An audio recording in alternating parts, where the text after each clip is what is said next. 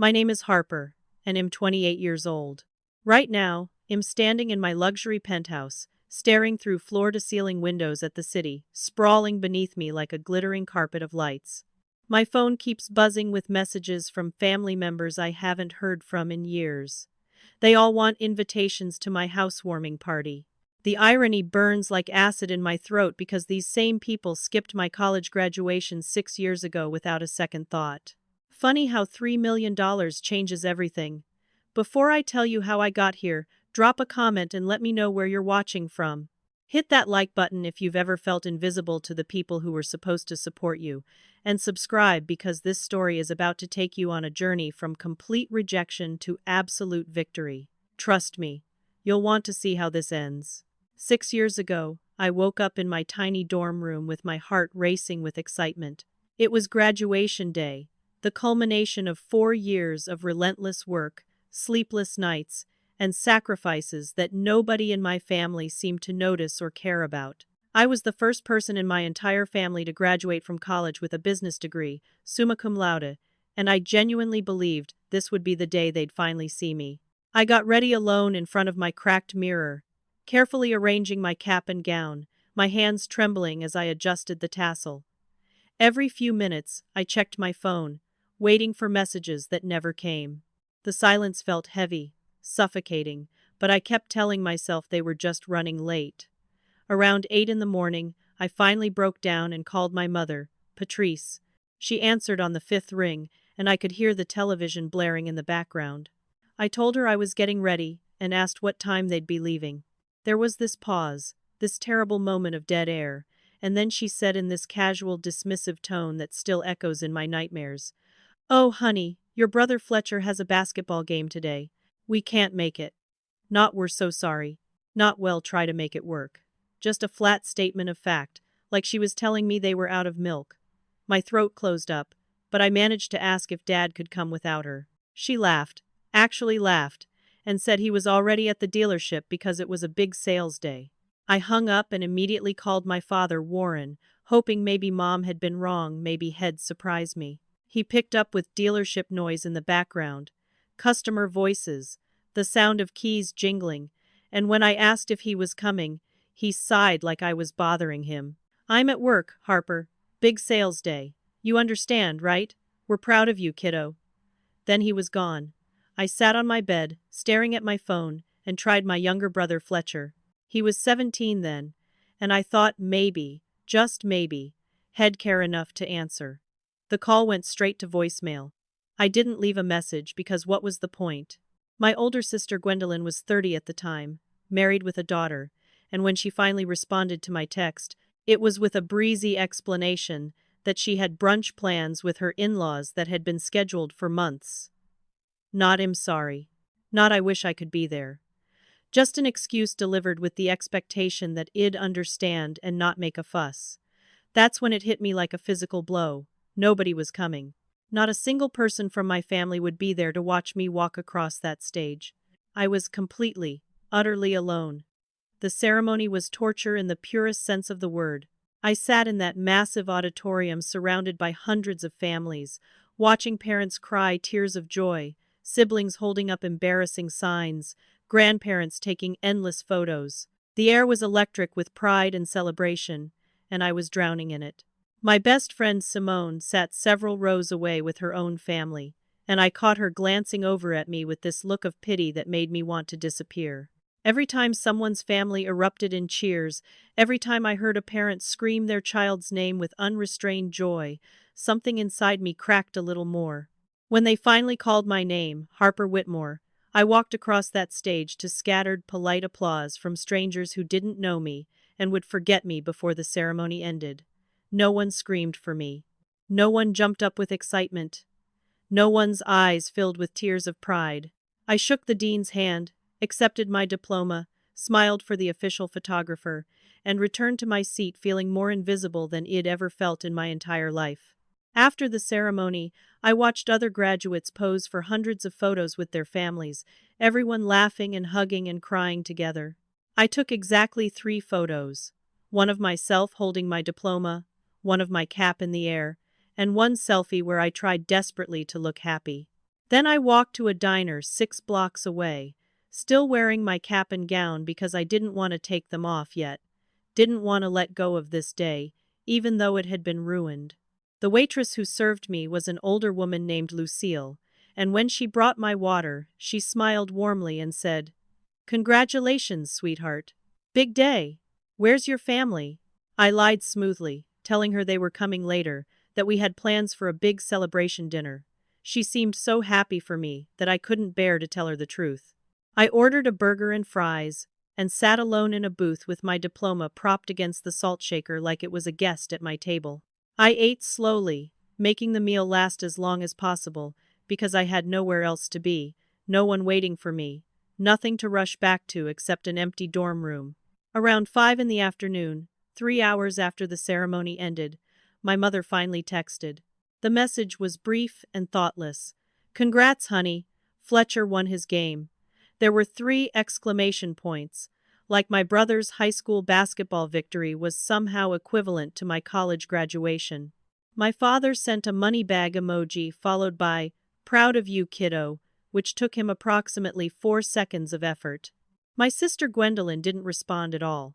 I posted a single photo on social media, a picture of me in my cap and gown smiling like my heart wasn't breaking, and they all liked it within minutes. But none of them commented.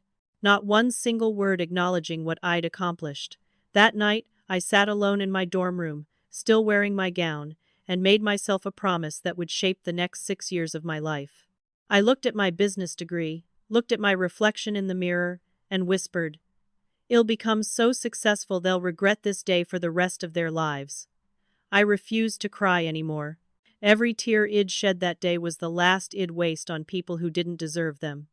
I channeled all that pain, all that rejection, all that burning humiliation into pure ambition.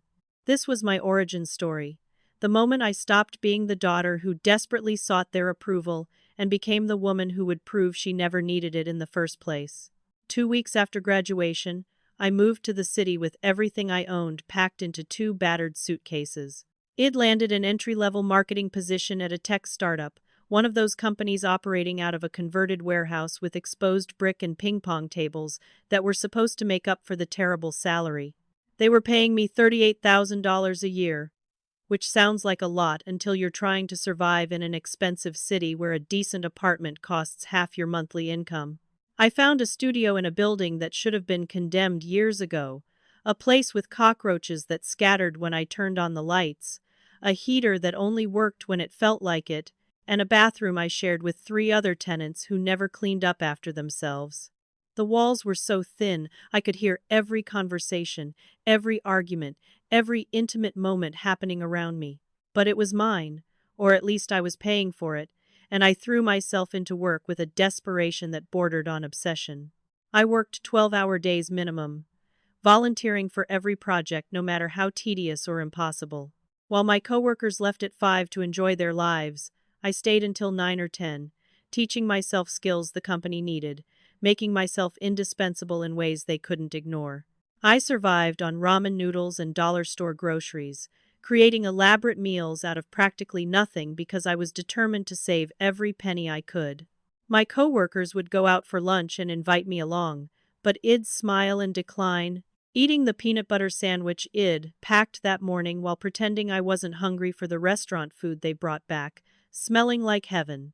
When Thanksgiving rolled around that first year, my family expected me to come home for the holiday, but nobody offered to help with gas money or even acknowledged that it would cost me nearly $100.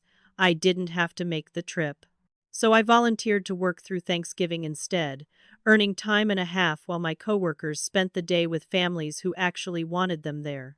The worst part wasn't the poverty or the loneliness or the brutal work hours. The worst part was that my family still found ways to need things from me despite knowing exactly how little I had. 3 months into my new job, my brother Fletcher called me for the first time since graduation. He didn't ask how I was doing or whether I liked the city or if I'd made any friends. He launched straight into his problem. His car needed $1,500 in repairs, and he didn't have it. I checked my savings account and saw exactly $1,600. Money I'd been desperately accumulating for emergencies. I knew I should say no, knew I couldn't afford it. But there was this pathetic part of me that still craved their approval, still hoped that maybe if I helped them, they'd finally see me as valuable. So I transferred the money, and was left with $100 to my name. Fletcher didn't say thank you. He said, "Mom said you'd help," like it was expected, like I was obligated to rescue him from his own poor planning. 2 months later, my father Warren called with his own crisis.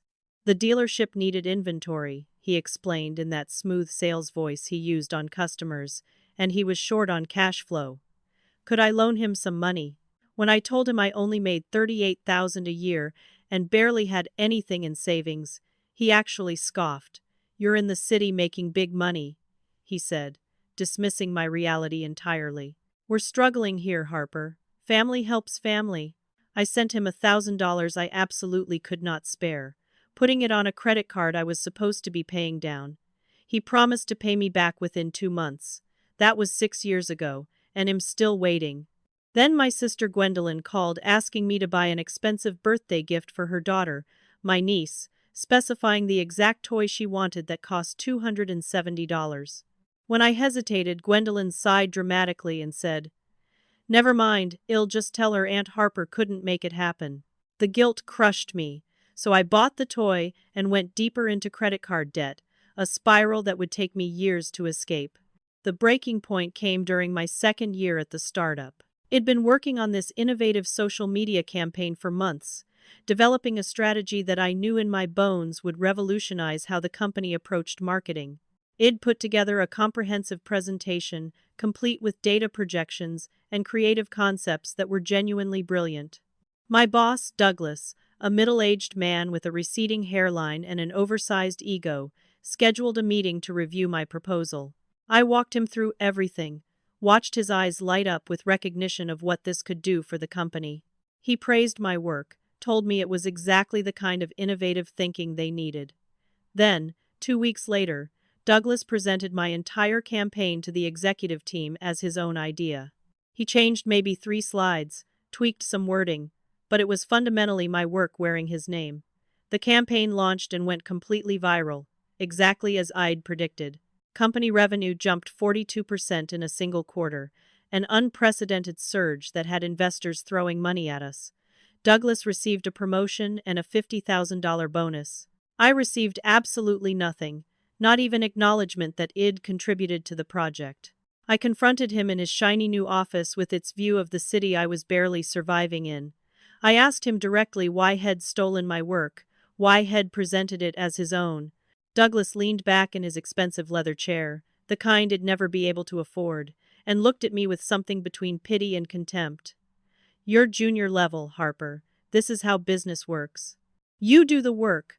People above you take the credit, and eventually, if you're patient, you'll get to do the same thing to someone else. That's the game." Something crystallized in that moment, a clarity that cut through all my doubt and fear. I realized with absolute certainty that I would never succeed working for other people, trusting them to recognize my value, waiting for scraps of acknowledgement. That night, I sat in my terrible studio apartment and started planning my own company, writing out ideas on notebook paper because I couldn't afford the business planning software. I knew it was insane, knew I had almost no resources, but I also knew I couldn't spend another day making other people rich with my ideas. I quit my job on a gray Tuesday morning with exactly $4,200 in my savings account. Every penny I'd managed to scrape together despite my family's constant demands.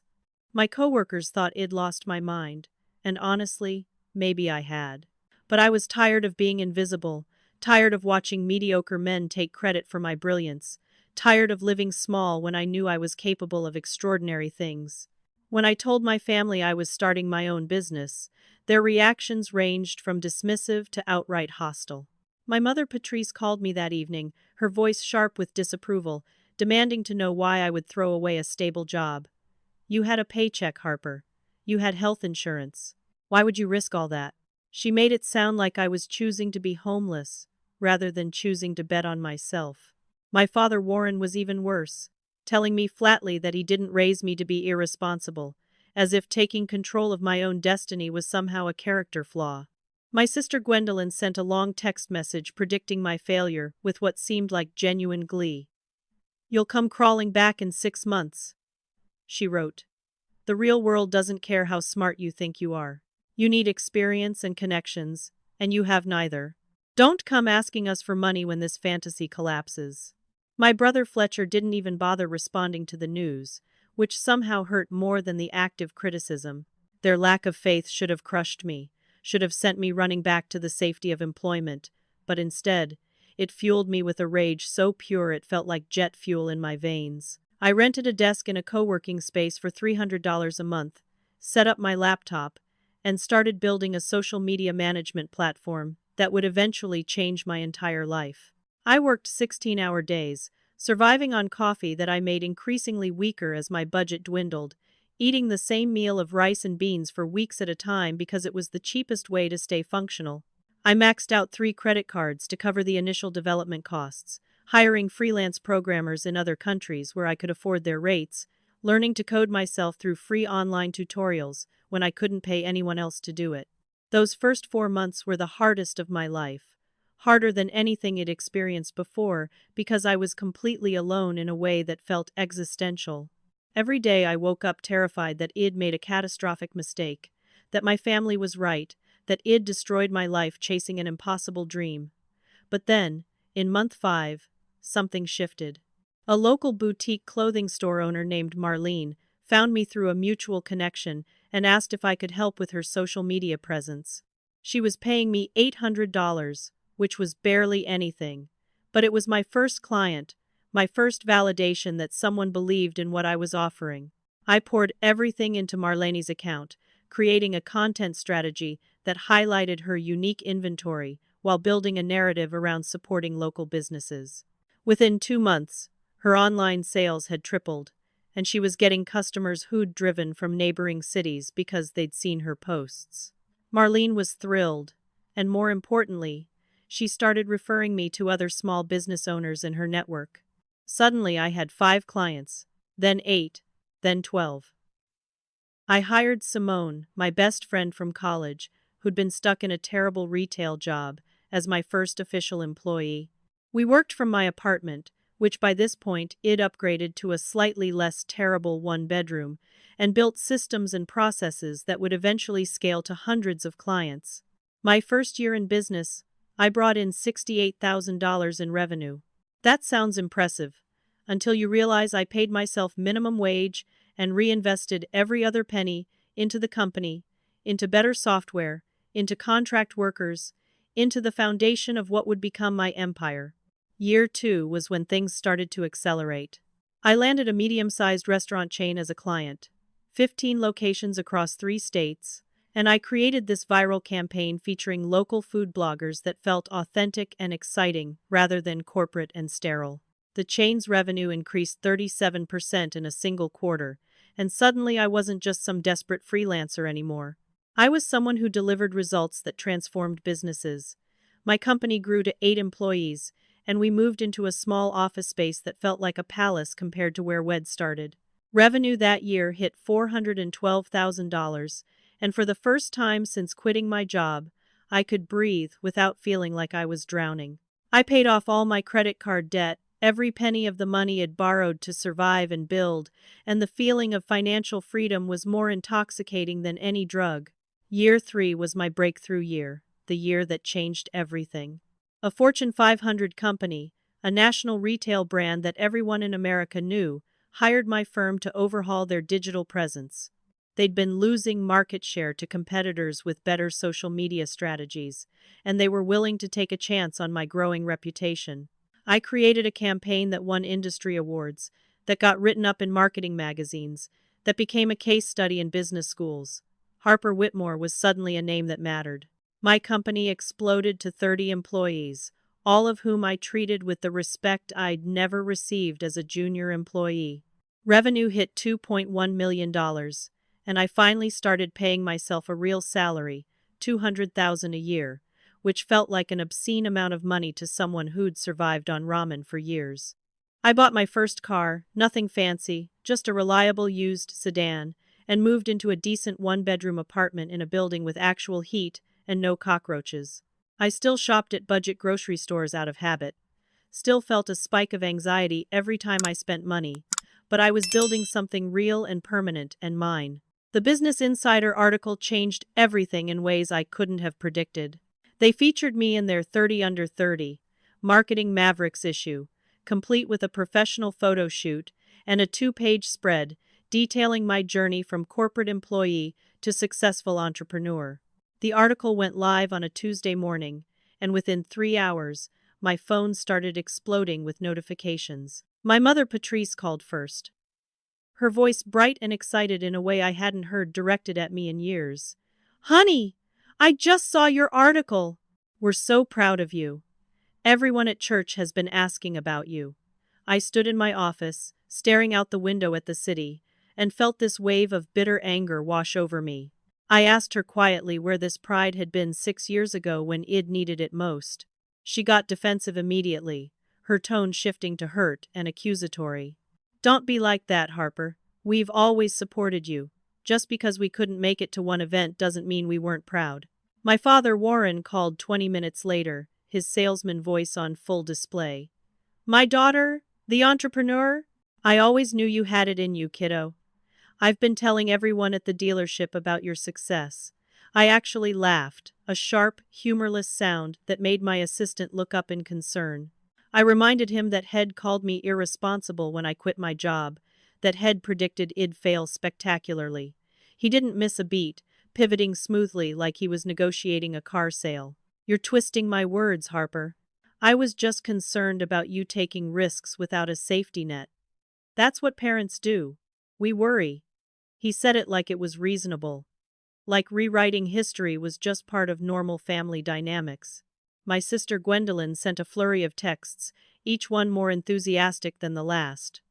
"Oh my God, sis, you're famous. We need to catch up. It's been too long. I'm so proud of you." I scrolled through her messages, feeling nothing but exhaustion. My brother Fletcher posted on social media, sharing the article with a caption that read, "That's my sister," as if Head been my biggest supporter all along.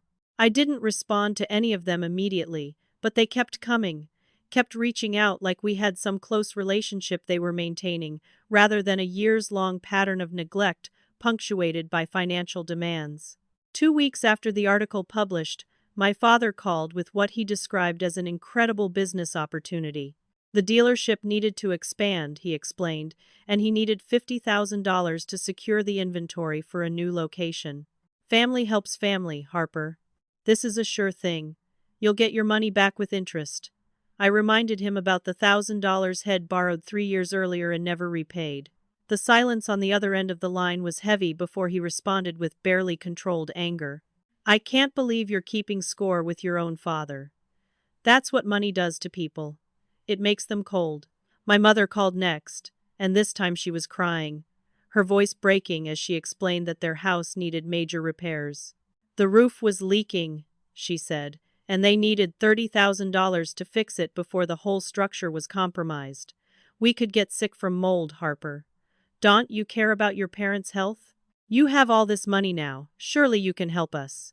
I asked her why she thought I owed her financial support when she couldn't be bothered to show up for the most important day of my life. She gasped, like I'd physically struck her. "You're still holding on to that? We apologized for missing your graduation." I told her calmly that no, she hadn't apologized. None of them had ever actually apologized. They'd made excuses and expected me to understand, but there had never been acknowledgement of how much they'd hurt me. She hung up on me. My sister Gwendolyn was more direct in her approach. She needed $20,000 because her husband had lost his job, and they were desperate, behind on their mortgage, facing potential foreclosure. "We're family, Harper. You have so much money now. This would barely make a dent in your bank account." I asked her if she remembered telling me I'd fail, if she remembered predicting I'd come crawling back to them. She sputtered that she was just being realistic, that she was trying to protect me from disappointment. I asked her why, if we were family, Shed wanted me to fail so badly. She called me heartless and hung up. My brother Fletcher was the most brazen of all. He sent me a text saying he wanted me to buy him a car. Nothing fancy, just something reliable, maybe around 25,000. When I asked him why he thought I'd do that, he responded, "I helped you move that one time." I almost laughed at the audacity. Head helped me carry exactly 2 boxes up one flight of stairs and then left after 20 minutes because he got a better offer from his friends.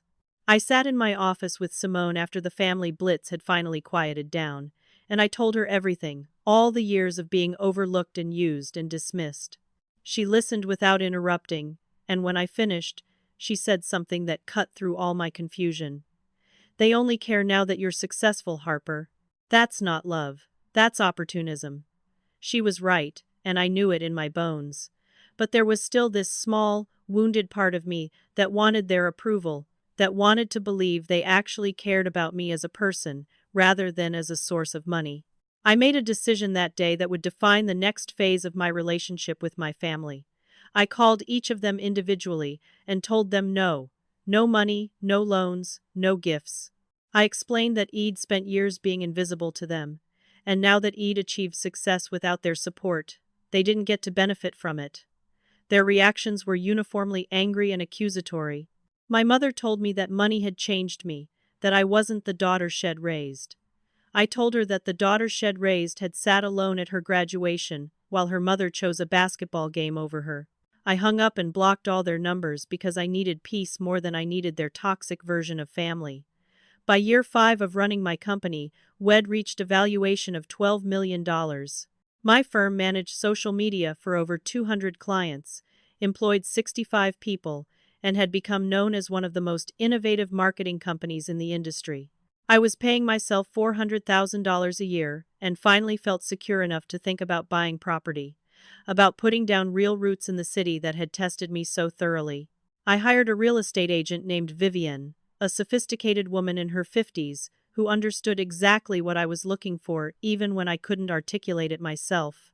She showed me beautiful condos and elegant townhouses, but nothing felt right until she took me to see the Penthouse.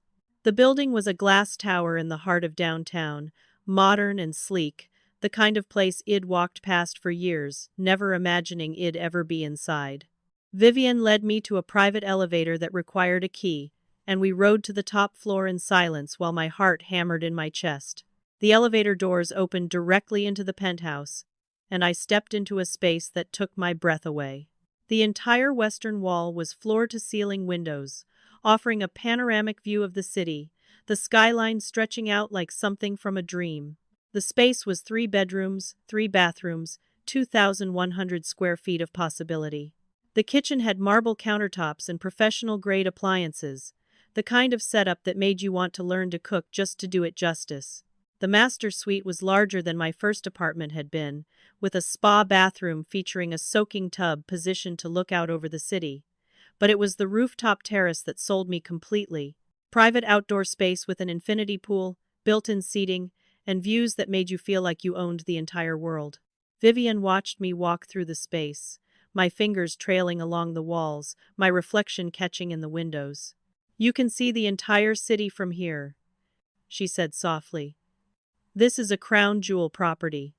People wait years for something like this to become available." She told me the price, $3.4 million, and I didn't even flinch. 5 years ago, that number would have been impossible, laughable, completely out of reach. But standing in that penthouse, looking out at the city I'd conquered through sheer force of will, it felt right. I thought about eating ramen in my roach-infested studio, about maxing out credit cards to chase a dream everyone told me was impossible, about sitting alone at my graduation knowing I was worth nothing to the people who were supposed to love me. This penthouse was proof that I'd been right to believe in myself even when no one else would. I made an all-cash offer that same day, $3.4 million, no contingencies, no hesitation. The seller accepted within 24 hours, probably shocked that someone was willing to pay that much without negotiating. The closing process took 3 weeks, 3 weeks during which I could barely focus on work because I kept thinking about that space, about making it mine. The day I signed the final papers, I sat in my attorney's office. A distinguished man named Sullivan who'd handled all my business contracts, and he pushed the keys across his desk to me with a smile. Congratulations, Miss Whitmore. You're now a property owner. I held those keys in my hand, these small pieces of metal that represented everything I'd overcome, and I felt tears building in my throat. I drove to the penthouse alone, parked in my assigned spot in the private garage, and rode that elevator up with my heart racing. I unlocked the door and stepped into the empty space, my footsteps echoing on the hardwood floors. I walked through every room slowly, touching the walls, standing at each window, letting the reality of it sink into my bones. In the master bedroom, I stood at the floor-to-ceiling window, watching the sunset paint the city in shades of gold and pink, and I cried for the first time in years. These weren't tears of sadness or pain. These were tears of victory, of vindication, of proving to myself that I was worth everything I'd fought for. I called Simone, and when she answered, I could barely speak through my tears. I did it. I managed to say. I actually did it. She understood immediately. You deserve every inch of that place, Harper. You earned it with blood and sweat and refusing to quit when everyone told you to. I hired an interior designer named Saskia, a creative woman with impeccable taste and an understanding that this wasn't just about decorating a space, but about creating a home that reflected my journey. We spent weeks planning every detail, choosing a modern minimalist style with warm touches that made the space feel lived in rather than sterile. The color palette was neutral, cream and gray with gold accents that caught the light. I invested $150,000 in furniture and decor because after years of secondhand everything, I wanted pieces that would last, that would feel like investments rather than temporary solutions. The custom Italian leather sofa cost $18,000, and every time I sat on it during the selection process, I thought about the futon I'd slept on in my studio apartment. The king-size bed with its premium mattress was $12,000, and it felt like sleeping on a cloud compared to the used mattress I'd bought on Craigslist for $50. The dining table seated 8, a beautiful piece of walnut wood that cost $9,000, perfect for the dinner parties I planned to host with people who actually cared about me. Moving day was surreal in its simplicity. Professional movers handled everything, but I didn't have much to bring because I'd deliberately kept my life minimal, never wanting to accumulate things in spaces that didn't feel permanent. The only item I insisted on carrying myself was my college diploma, still in its original frame from graduation day.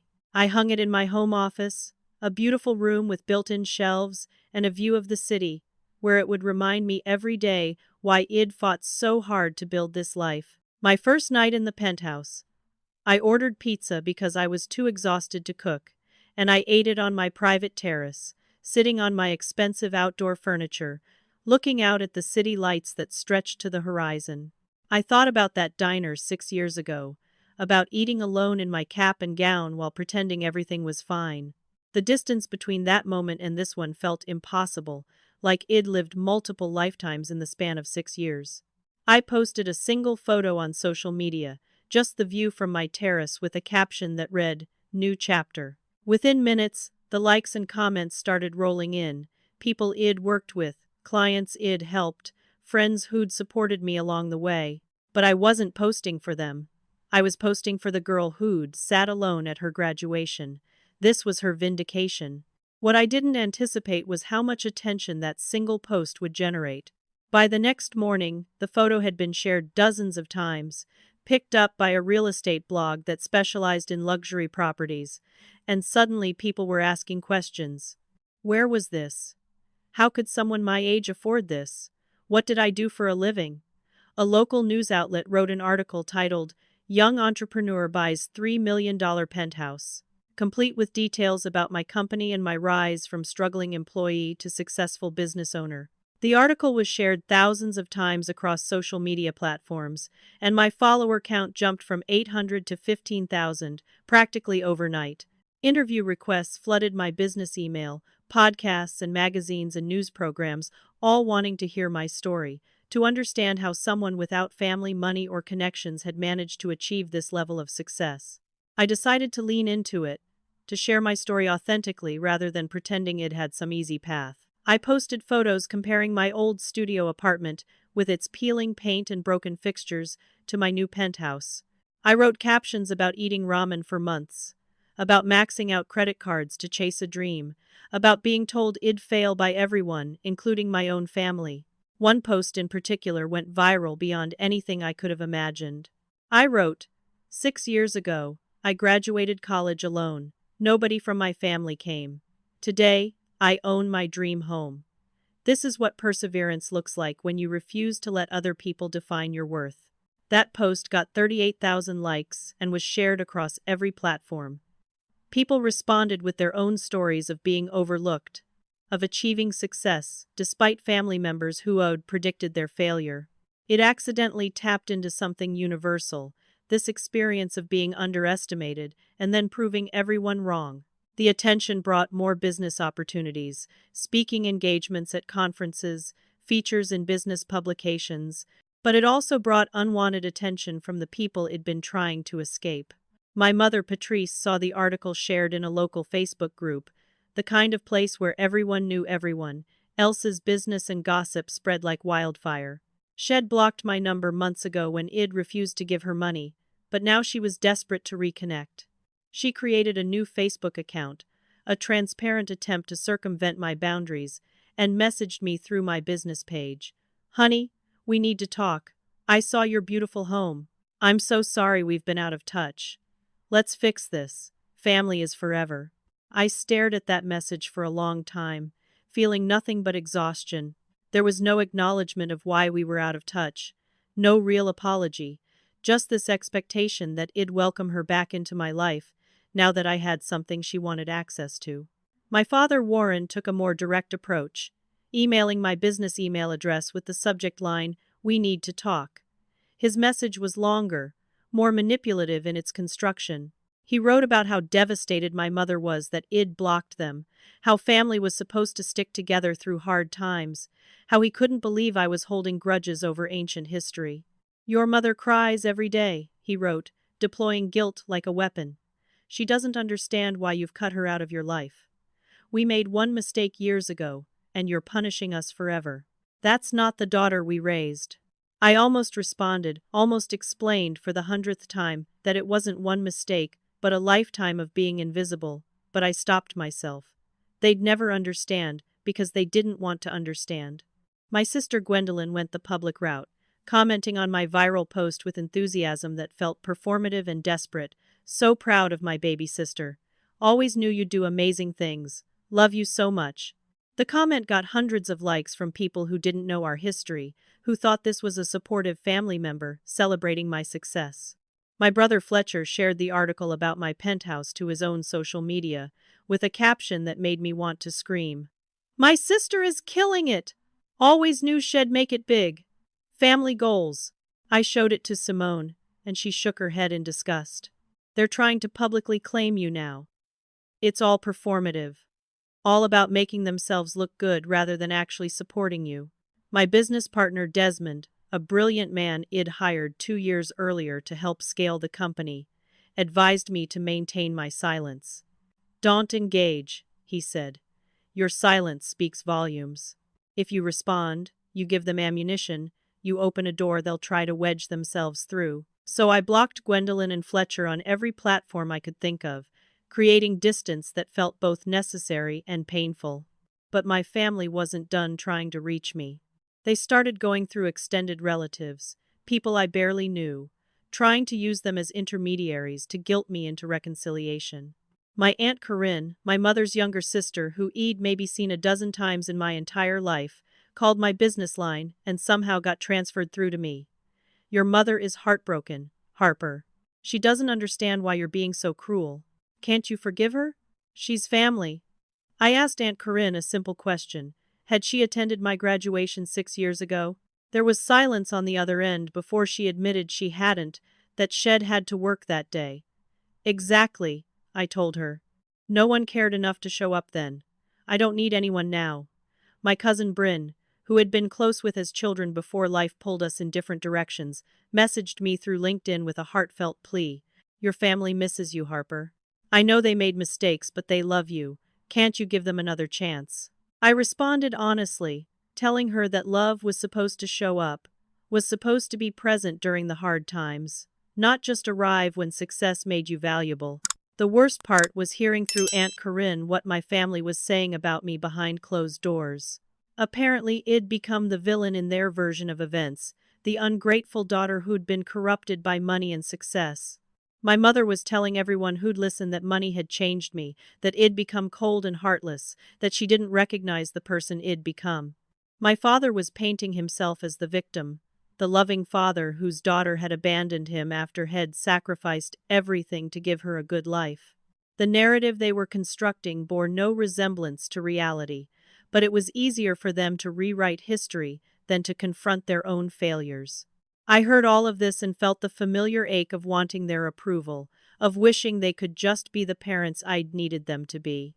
But I'd learned through years of therapy and personal growth that wanting something doesn't make it real, and sometimes the healthiest thing you can do is accept that the family you were born into isn't capable of giving you what you need. I decided to host a proper housewarming party about a month after moving into the penthouse, an event to celebrate not just the new space but everything it represented. This wasn't going to be some casual gathering. This was going to be an elegant, thoughtfully planned celebration with the people who'd actually earned their place in my life. I spent weeks creating the guest list. 75 people who'd supported me through various stages of my journey. Simone and her entire family were at the top of the list, the people who'd celebrated with me at graduation when my own family couldn't be bothered. Every employee from my company received an invitation, because they'd helped build the success that made this penthouse possible. Marlene, the boutique owner who'd been my first client when everyone else saw me as too risky, was invited with her husband. College friends who'd witnessed my loneliness at graduation and checked in on me during the brutal early years made the list.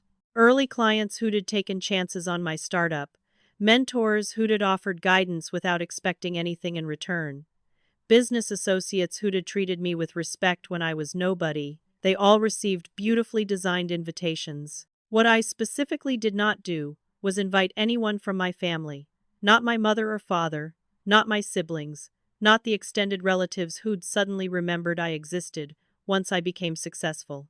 This party was for people who'd chosen to be in my life when I had nothing to offer them except myself.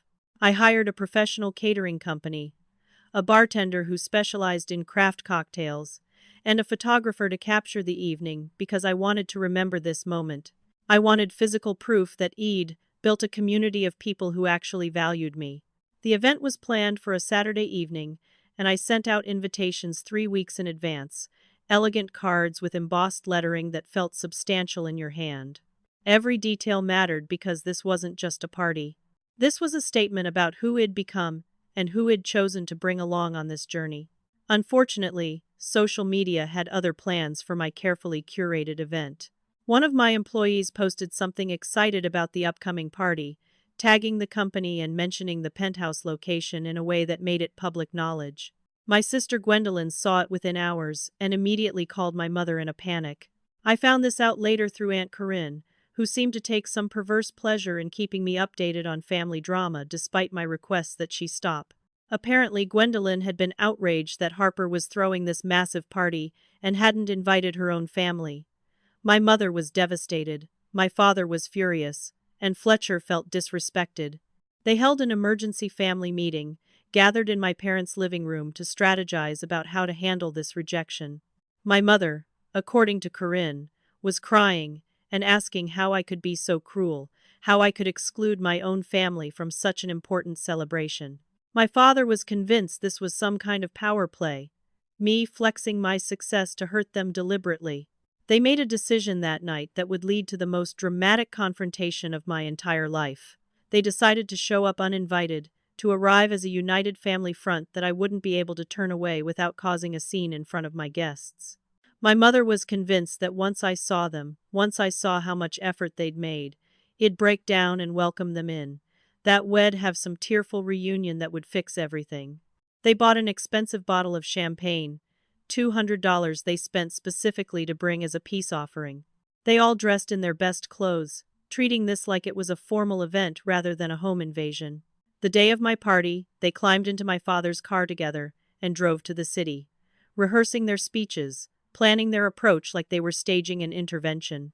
My party started at 7 in the evening, and by 8, my penthouse was filled with laughter and music and genuine celebration. People moved through the space, admiring the views, the decor, the achievement represented by every square foot. Simone gave a toast that made me cry, talking about watching me work through college, seeing me sit alone at graduation, and knowing even then that I'd eventually show everyone what she'd always seen in me. Marlene shared the story of being my first client, admitting she'd been skeptical but desperate enough to take a chance, and watching me transform her business had convinced her that I was destined for greatness. My employees took turns telling funny stories about the early days working in cramped spaces, surviving on ambition and caffeine, building something from nothing because we all believed in the vision. The energy in the room was electric, full of people who genuinely cared about each other, who'd built relationships based on mutual respect rather than biological obligation. Around 9, the doorbell rang. I was in the middle of talking to a client about a new campaign, laughing about something that had happened during a shoot, and I excused myself thinking it was probably a late guest. I opened the door still smiling, and my smile froze when I saw them. My entire family, all 4 of them, standing in my hallway, wearing forced expressions of excitement, and carrying that ridiculous bottle of champagne, like it was some magic key to my home. My mother Patrice had her arms open for a hug. My father Warren was holding up the champagne bottle like a trophy. My sister Gwendolyn was already peering past me, trying to see inside, and my brother Fletcher was attempting to just walk past me into my space, like he had every right to be there. For a moment, I was too shocked to react, too stunned by the audacity to form words. I stepped into the doorway, physically blocking their entrance with my body, and my voice came out cold and steady in a way that surprised even me. "You're not invited." The words hung in the air like shards of ice, and I watched their faces shift from fake excitement to confusion to indignation in rapid succession. My mother Patrice tried to laugh it off, her hand reaching for my arm in a gesture that felt more manipulative than affectionate. "Don't be silly, honey. We're family. Of course we're invited." She said it like my explicit exclusion was just some misunderstanding, some oversight that could be corrected with her dismissal of my boundaries. My father Warren held that champagne bottle higher, as if the expensive alcohol would somehow buy their way into my home. "We brought this to celebrate with you, sweetheart. Congratulations on this beautiful place. Let us in so we can toast your success properly." My sister Gwendolyn was already trying to push past me, her eyes scanning what she could see of my penthouse with a mixture of envy and entitlement. "The place is gorgeous, Harper. Come on, give us the tour. We want to see everything." My brother Fletcher didn't even bother with pleasantries. He just tried to shoulder past me like I was an inconvenient obstacle rather than the owner of the home he was trying to invade. I moved to fully block the doorway, planting my feet, and I said it again, louder this time so there could be no confusion. "You are not invited. You need to leave." Behind me, I could feel the party going quiet, conversations dying as people realized something was happening at the door. As my guests became witnesses to this confrontation, I'd never wanted but somehow knew was inevitable.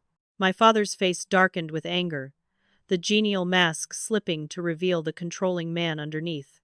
"We made one mistake 6 years ago, Harper. Are you seriously going to punish us forever over one missed event?" The word mistake hit me like a slap, the casual dismissal of something that had fundamentally shaped who I'd become, and I felt something snap inside me, some final thread of patience or hope or whatever had been keeping me civil. I looked at him, really looked at him, and said, "One mistake? Let me tell you about mistakes, Dad. Let me tell you about the lifetime of mistakes you've made with me."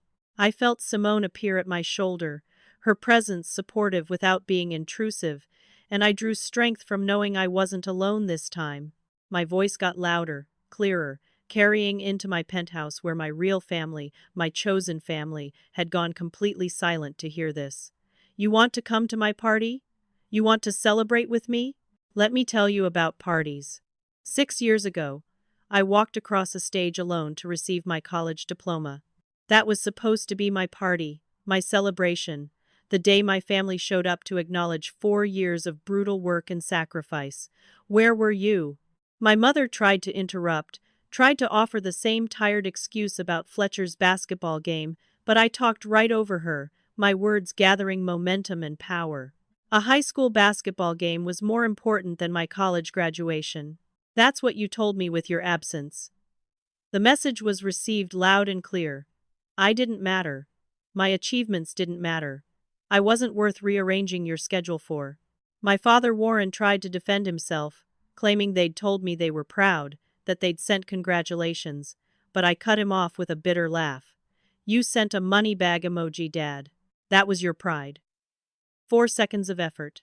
That's what I was worth to you. I turned my attention to my sister, who was looking increasingly uncomfortable as she realized this wasn't going to end with her getting inside my home.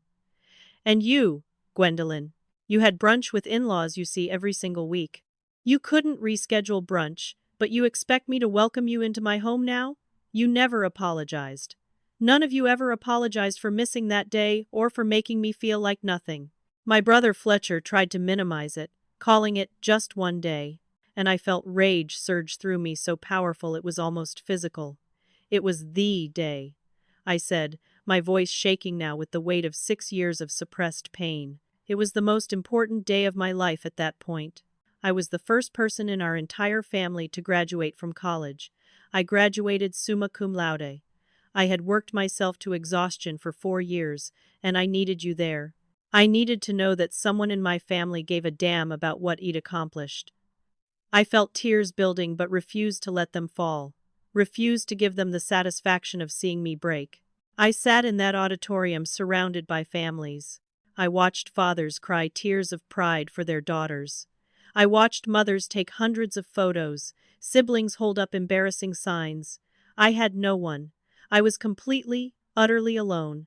And after the ceremony, I ate dinner by myself in a diner, still wearing my cap and gown, trying to pretend everything was fine while my heart was breaking into pieces. My mother was crying now, actual tears streaming down her face, but they felt manipulative rather than genuine, designed to make me the villain for causing her pain. We didn't know it meant that much to you, Harper. We didn't understand. I shook my head, exhausted by the excuses, by the refusal to take responsibility. You didn't ask. You didn't care enough to consider how it would feel to be abandoned on the most important day of my life.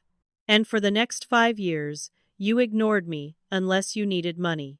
You called asking for loans you never repaid. You expected me to solve your problems while never once asking about mine. When I was eating ramen and working 80-hour weeks, when I was maxing out credit cards to start my business, when I was terrified I'd end up homeless. Did any of you call to check on me? Did you offer support or encouragement? My father tried to pivot to his favorite argument about family helping family, but I cut him off immediately. I helped you, repeatedly. I sent you money I couldn't afford to give, and when did you ever help me? When I quit my job to start my business, you called me irresponsible.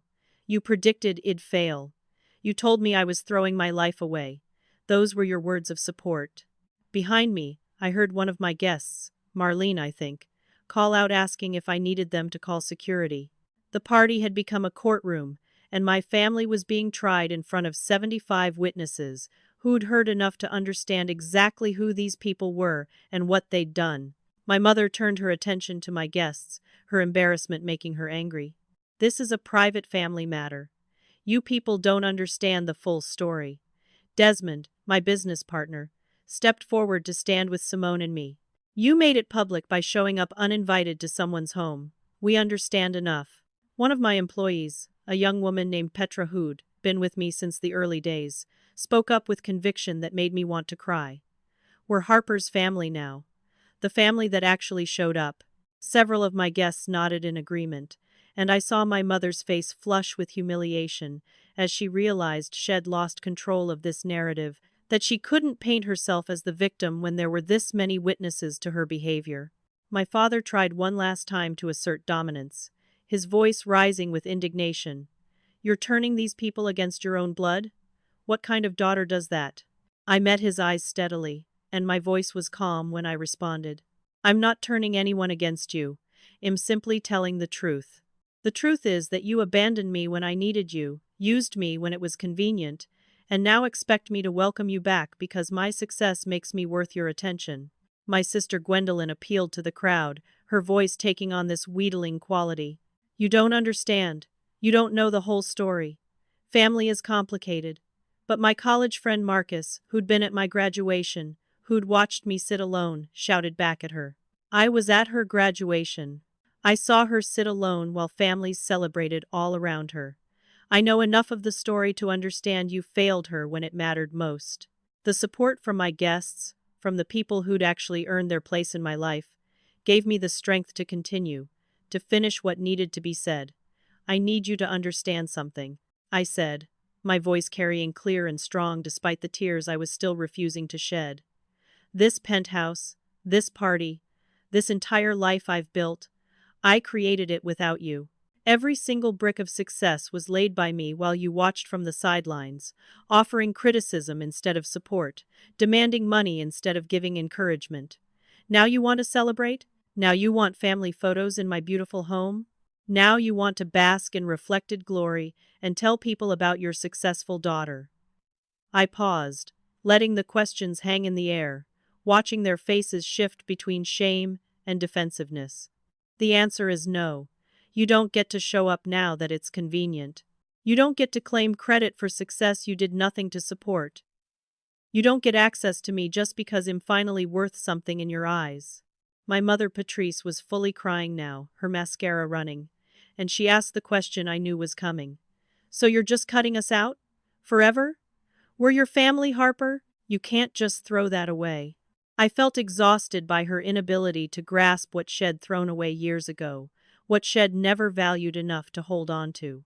I'm protecting myself from people who only value me when I'm useful, who only want me when I have something to offer. Maybe someday we can rebuild some kind of relationship, but it starts with you actually apologizing.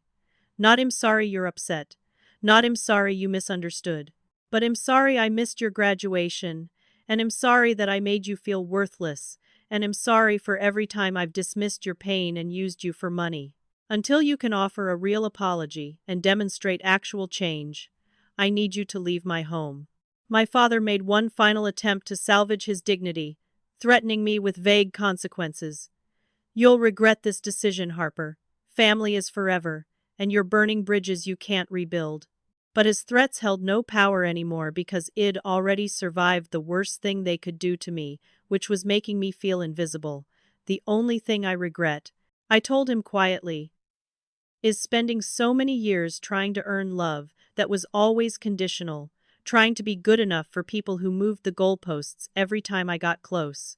I regret not understanding sooner that your inability to love me properly says everything about you and nothing about my worth. My brother Fletcher tried to call the whole thing messed up, shaking his head like I was the unreasonable one, but I just looked at him with something close to pity. Yes, this is messed up.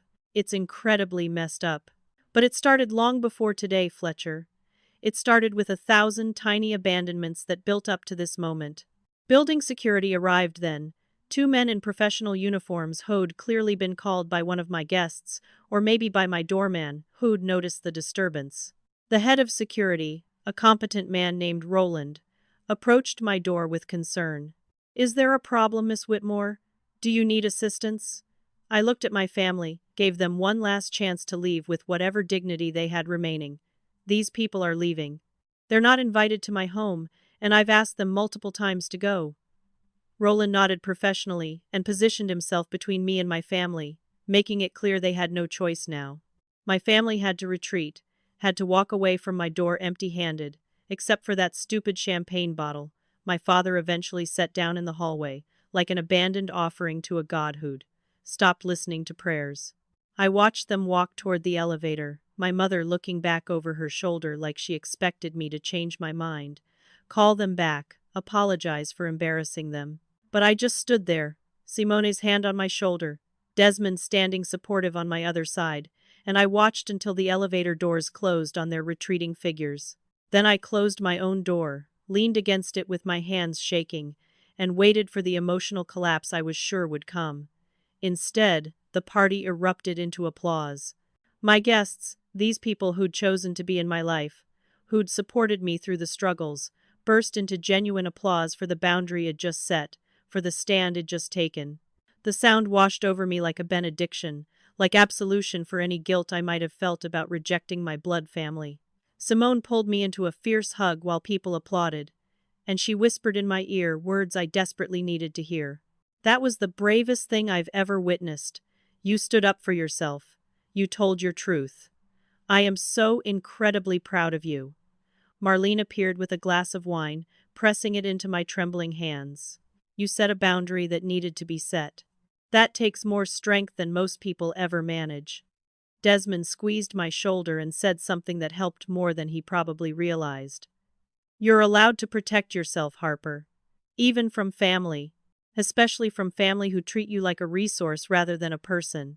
My guests surrounded me with warmth and support, creating a circle of chosen family that felt more real than any blood connection I'd ever experienced.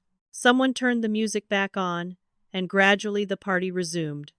Though people kept coming up to me throughout the night to share their own stories of setting boundaries with toxic family members, of choosing themselves over obligation, of building lives that didn't include people who'd hurt them, I realized I'd accidentally created space for others to feel seen in their own family trauma, to understand they weren't alone in having complicated relationships with the people who were supposed to love them unconditionally. Later, I found myself on my terrace with Simone, both of us holding wine glasses and looking out at the city lights that sparkled like earthbound stars. Did I do the right thing? I asked her, voicing the doubt that had been creeping in around the edges of my certainty. Simone turned to look at me with absolute conviction in her eyes. You did the only thing that protects your peace and your mental health. They needed to hear what you said. They needed to face consequences for their actions. And you needed to stop hoping they'd change into the parents you deserved. I felt tears finally fall. The emotion had been holding back during the confrontation, spilling over now that I was safe. Part of me still wants their approval, Sim. Even after everything, part of me wants them to be proud of me, to love me the way I needed them to love me all those years ago. Simone pulled me into another hug, letting me cry on her shoulder while the party continued inside. That's completely normal. They're your family. The desire for their love and approval is hardwired into you. But wanting something and deserving respect are two different things. You deserved parents who showed up, who celebrated you, who supported you during the hard times. You didn't get that. And that's not your failure. That's theirs. We stood there for a while, two friends who'd weathered so much together, and slowly I felt the weight I'd been carrying start to lift. I don't need them to validate my success, I said, testing the words out loud. Simone smiled and squeezed my hand. No, you don't. Your success validates itself. And more importantly, you validate yourself. That's what they can never take away from you. The weeks following the confrontation were a journey through complicated emotions I hadn't fully prepared for. I started seeing a therapist, an empathetic woman named Dr. Adelaide, who specialized in family trauma and boundary setting. In our first session, I told her everything, the whole messy story of being overlooked and used, and finally pushing back. She listened without judgment, and then said something that shifted my entire perspective. You've spent years carrying their rejection like it was something wrong with you. It's time to put it down, Harper. Their inability to see your worth, to celebrate your achievements, to show up when you needed them, that's their failing, not yours. You don't have to carry it anymore. Over the next few months, I worked through childhood memories. I'd suppressed. Patterns I'd never fully recognized. I realized I'd always been the overlooked middle child, less interesting than Fletcher the athlete, less special than Gwendolyn the firstborn who'd given them their first grandchild. My achievements were expected rather than celebrated, treated as the baseline rather than something extraordinary. When I succeeded, it was met with indifference, because of course I succeeded, that's what I did. When I failed, I was criticized harshly because I should have known better. This dynamic had shaped me in ways I was only beginning to understand, driving me to achieve at impossible levels because I was desperately trying to earn love that should have been freely given. Dr. Adelaide helped me understand that real love is unconditional, that I didn't have to earn the right to be valued by my family. You were valuable the day you were born, she told me. Nothing you achieved or failed to achieve changed your inherent worth. Your family's inability to see that is their tragedy, not yours. I started journaling, processing my feelings on paper, practicing self-compassion when my instinct was still to criticize myself for not being enough. I deepened my connections with the friends who had proven themselves over years of showing up, and I started hosting regular dinner parties at my penthouse for my chosen family, gatherings full of genuine laughter and support and celebration of each other's wins and struggles. I realized I'd built something better than blood relations. I'd created authentic connections with people who celebrated me, not because I was successful, but because they valued who I was as a person. Simone, who'd been there since college. Marlene, who'd taken a chance on me when I was nobody. Desmond, who'd joined my company and become a true partner in building something meaningful. My employees, who I treated with the respect I'd never received, creating a company culture based on appreciation and growth. These people were my real family, the ones who'd chosen me consistently, who'd shown up when it mattered, who'd never made me feel like I had to earn my place in their lives. 3 months after the confrontation, I was sitting in my home office, sunlight streaming through the windows, looking at my framed college diploma hanging on the wall. I reflected on the journey from that lonely graduation to this moment of peace and success, and I felt compelled to share something with the wider world. I wrote a social media post that captured everything I'd learned, everything I'd survived, everything I wanted, others struggling with similar pain to understand. 6 years ago, I graduated college alone, I wrote. Not a single member of my family attended. Today, I own a $3.4 million penthouse in the heart of the city I love. This isn't a story about money or material success. This is a story about refusing to shrink yourself for people who can't see your worth. This is about building a life that reflects your value when the people who were supposed to teach you that value failed at their most basic job. I continued typing, the words flowing easily because they came from a place of hard-won truth. My family didn't show up when I needed them most. So I learned to show up for myself. I built a business from nothing. I created a community of people who actually care about me. I proved that blood relation doesn't guarantee love, and lack of blood relation doesn't preclude family.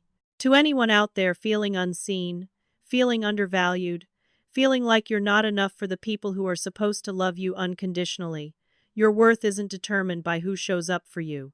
Your worth is inherent, unchangeable, yours from birth. But your success, your peace, your joy, those things are absolutely determined by your willingness to show up for yourself, to bet on yourself, to build a life that honors who you truly are, rather than who others expect you to be. I finished the post with the advice I wish someone had given me 6 years ago, sitting alone in that diner in my cap and gown. Keep going, even when it's hard, even when you're alone, even when everyone tells you you're going to fail. Build your empire one brick at a time. Surround yourself with people who choose you consistently, not just when it's convenient or profitable, and when the people who ignored you, who dismissed you, who used you, suddenly want a seat at your table because your success makes you valuable. Remember who was there when the table was empty. Remember who celebrated your small victories and who only noticed your big ones. Remember who loved you when you had nothing to offer except yourself. Those are the people who deserve to share your success. The rest are just tourists in a life they never invested in building. The post went viral within hours, shared across every platform, racking up hundreds of thousands of likes and comments from people who saw their own stories reflected in mine.